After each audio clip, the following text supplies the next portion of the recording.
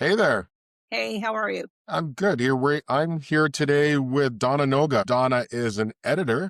She works in the film industry. She works in television. She's had a long and varied career, and we just gonna say hi to Donna and ask her a few questions. How are you doing today, anyway? I'm doing good, thanks. What about you? Living the dream, living life. Anyhow, so Donna, tell us, how'd you get started as an editor? Well, the plan was just to edit for 2 years and become a director. Hmm. That was the plan. I went into film school, and my first job in film was craft service. And then I got a job as continuity. But I always knew that I wanted to get into editing because I wanted to learn about the other directors and how they directed. Hmm. Then I got an opportunity in editing, and I kind of stuck with it. So So, that's how I. what is it about editing that kept your attention?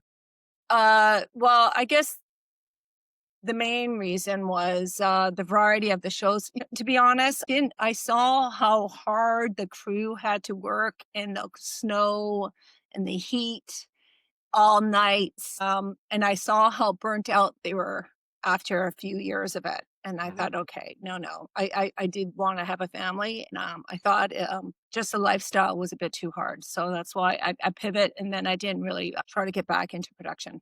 So it's really hard to have a family in the film industry, is what you're trying to tell us. Yeah, definitely. Mhm. Yeah, it wasn't easy. Yeah. So being an editor allowed you to stay in the business, but have a personal life, a family life as well. Well, barely. It's not for the faint of heart, getting into the freelance world, because you never know when you're gonna be working again. Hmm. So, I knew a family was important to me, but I also knew being in the film industry and editing, I wanted to keep that going. So it was kinda difficult, but I was able to manage it with some perseverance and some luck and, good timing, I guess. Awesome. So how long have you been in the industry? Uh, I tend to say over 25 years. Over 25 years. Okay. So you've been at it for over 25 years. And so here's something that I always want to know is what's different now than when you started? Well, to be honest, when I started, I was one of the first people in Toronto to learn how to edit nonlinear. There was a transformation happening from 35 mil, where they were Mhm. shooting on 35 mil, going to Avid. Or one time it was After Effects. So there was a couple of different softwares that were sort of competing for the nonlinear sector of filmmaking. So in that sense, it hasn't been that big of a transformation. I remember working with old time editors back then, and they called me the computer baby. So it hasn't changed that much, but what I do understand is doing this for a long, long time, you're always behind the eight ball. Basically, information and technology changes every 6 months. So you have to be used to the insecurity and you'll never be ahead of it. You're always chasing it. So Yeah. you gotta be good with that insecurity. That's as simple as that. So what's the platform everyone's using now? Well, I would say the industry go to would be Avid Media Composer, but I know Premiere Pro is doing some headwinds with a lot of short format. I can't stand the system because I find it, if you're bringing in a lot of footage, which Hmm. you would if you're working on a series and that, Premiere Pro tends to loses its link to the media. So you Hmm. have to be like super organized, and it's just hard to manage the media. Whereas Avid sort of creates a file called MXF, and once it's loaded, it knows where it is, and you never lose it. So Right. that's the only problem with Premiere Pro. You're just constantly sort of Yeah. linking media. So yeah, I think the industry they tend to use media composers still. Do you find it easier to work from home now than you did at the beginning of your career? Totally. Oh my God. Like it's a life changer. I wish I was working remotely like when my kids were young. Or, even in the 90s, because there was many nights where you'd be working past 12 o'clock in some desolate part of the city and rat infested buildings. You'd be walking out of there at midnight or 1 o'clock by yourself, wondering, are you gonna Right. be okay? So, yeah, working late and then just, making the big trot up my stairs to my pillow, yeah, way Mhm. easier. It's way easier taking breaks and managing, doing laundry and having lunch or whatever, Yeah. Yeah, working at home, I think is better, but it's not totally remote anymore either. Like they do tend to like you going into the office for whatever reason if you're on a big show. Well, I guess the flexibility is the big attraction. Now that you're working at home and that. Do you still ever get the itch to be a director? Yeah, I do. Yeah. I do, and to write and to whatever, create. Yeah, yeah, Mm, yeah. No, no question, I do. But I'm older now, and I'm sort of got other priorities that I want to address first. And mhm, once those are probably taken care of, maybe I will do some sort of shorts or something. I'm right. always my brain is the wheel's always turning. Have you done a lot of work in new media, or are you strictly in the traditional television and film industry? So you mean like stuff for YouTube? Online stuff, and all of the online platforms, even stuff like this. Well, this isn't my first interview. I know I've done at least one. I might have even done two. So not too much, really. Just for my own personal use, I have my own YouTube channel that I've sort of created home movies just so I can keep it archived. So my Mm, great, great, great, great grandkids can see it, if they there you want to. go. So I've done that, but I haven't. No, not too much. Right. So it's funny because I find that it's a generational thing that the younger people in the film industry seem to have more of a penchant, so to speak, for keeping a curated space, much like you do. I'm very interested to hear that you have your own kind of YouTube channel for yourself, so you can have an archive as opposed to sharing it with the world. Sandra and I speak to a lot of people in the industry, and it seems like the curated space, much like you're creating, is the way things are going in the In the future, as future, opposed to yeah, just throwing it out probably. there. Yeah, you know what? Not only that, but at this point, I sort of want to create my own.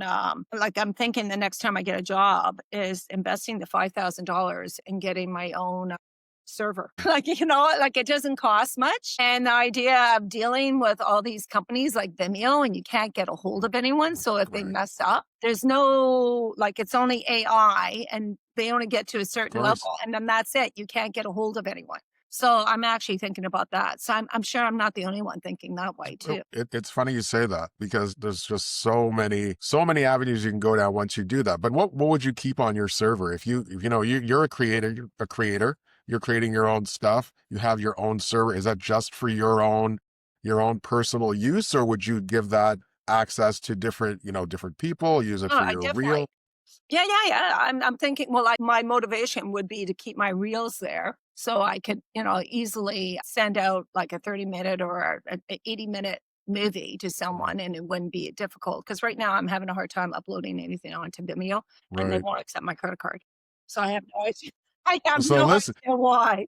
So what I'm hearing from you is that the incumbents in the space, the YouTubes and the Vimeos aren't fulfilling your needs.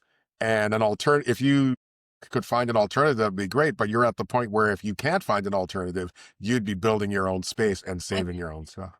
Yeah, well, the problem is AI is not as good as humans. Mhm. And if a company's not accepting a credit card for whatever reason, there is no support to figure out why it's not accepting a credit card.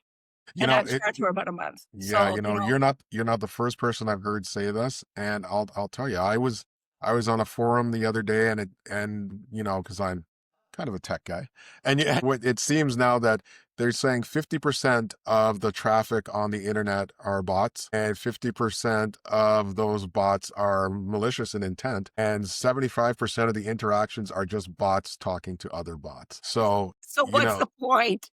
What exactly. is the So point? so this is where AI has got us. Listen, I'm not an anti-AI person, but I think if it's done right, it can be a very useful tool like any other tool. But the way things are kind of spiraled out of control is making it kind of difficult. Has AI come into your editing world? Well, there was a big fear of it about 2 years ago. Hmm. And in fact, there were a couple of sequences that I've seen that AI did, and my job's secure because it was, they cut it. Uh, but it wasn't watchable and you right. couldn't care for what they're pretty good with montages, I think. But when it comes to emotional contact or, the beauty about a shooting is there's always things happening that are not scripted, that Right. are spontaneous, that do add like just a little notch of authenticity that Right. AI cannot detect. And that is what I don't know if AI will ever be able to detect because sometimes it works and sometimes it doesn't. So you need to explore it a few Uh-huh. different ways, and sometimes you have to, mold it into shape. Sure. And I don't think AI has that emotional intelligence to figure Right. that out. And as the editor, obviously you're working to put your emotional interpretation into the work, correct? It's all emotions.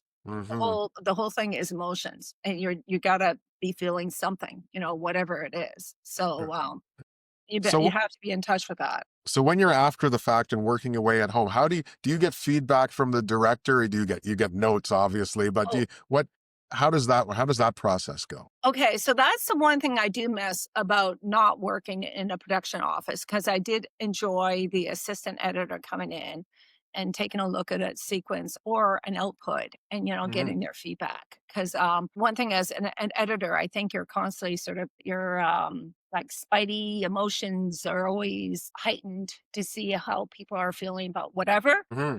So working remotely, you don't get that. So you really have to be in touch with your own feelings. When I finish my assembly, I sometimes do get an editor if the assistant has time to get them watching, try to get a little bit of feedback, but everybody's so busy that it's hard to Right. detect. But how it basically works is the director gets in, the director will get 3 to 5 days, maybe 2 weeks, depending what the show is, and will do what his interpretation of the film is, Hmm. and then he leaves. And it doesn't matter if we, have it, we have to have it as polished. Like he needs to feel very happy about the show. But as soon as he walks out, the writer or the producers or the executive producer takes in. And if they want the polar opposite, that's what you're doing. And you're going to try to make their vision 100%, even if it contradicts the director, I because see. the director is gone. It I doesn't see. matter.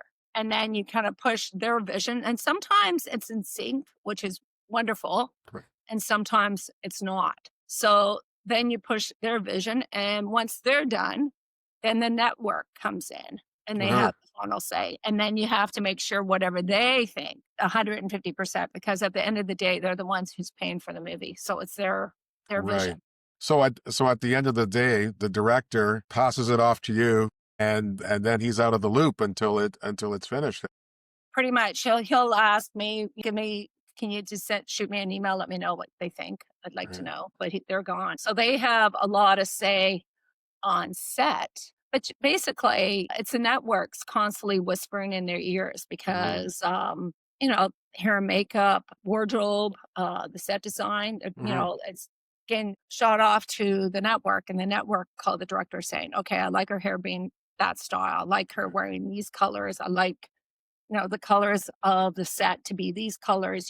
So he's just basically directing the crew to have a certain sort of like a template of colors and movements. Wow. That's Listen, how it that works. Donna, thank you for this. This has been awesome. You've given us some insight into what goes on and what Right. your daily dash is like. Right. Anyway, I want to thank you for taking the time to speak with you today, and we'll be in touch soon. We'll talk about all our other stuff and hang around as usual. Okay, awesome. All I'll right. talk to Thanks you soon. again.